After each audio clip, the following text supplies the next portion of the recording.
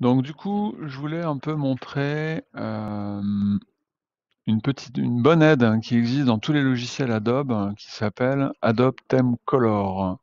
Vous pouvez le trouver dans Fenêtre, Couleurs, Thème Adobe Color. Il vous ouvre cette palette, cette grande palette. Et là, ce qui va être intéressant, c'est que je peux par exemple partir d'une couleur que je vais créer directement ici. Je peux par exemple dire, moi, ma mise en page, je vais vouloir partir, je sais pas, une couleur plutôt violette comme ça. OK. Et là, je vais lui dire, dans mon petit onglet créer, voilà, je vais dire pars de cette couleur-là. Voilà. Et là, il va me sélectionner dans le cercle chromatique, tout seul comme un grand, les couleurs complémentaires. Et je peux lui demander plusieurs règles. Je peux lui dire les complémentaires. Je peux lui demander du monochrome aussi, ça c'est intéressant. C'est-à-dire qu'il va me mettre du noir, puis il va juste me faire des dégradés de cette couleur-là. Donc ça c'est intéressant.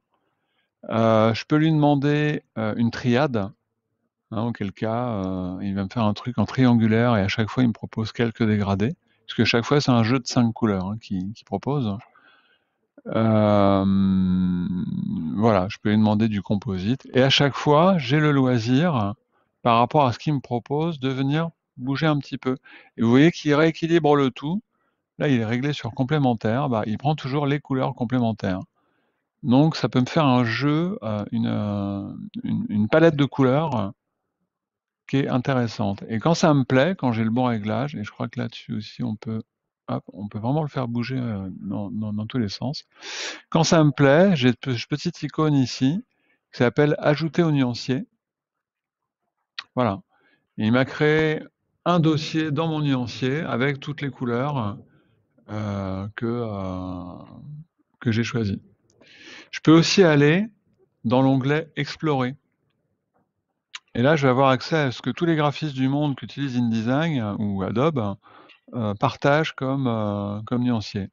Donc, je peux filtrer par les plus populaires, les plus utilisés au hasard.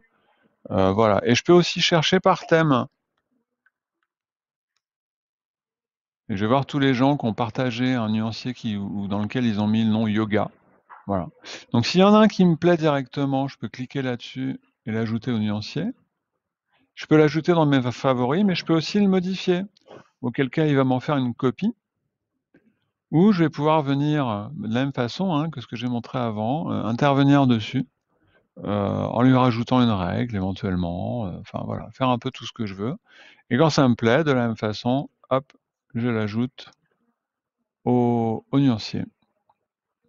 Voilà, donc c'est quand même assez intéressant. Et je peux l'enregistrer, hein, celui-là, pour une future utilisation dans InDesign. Je vais l'appeler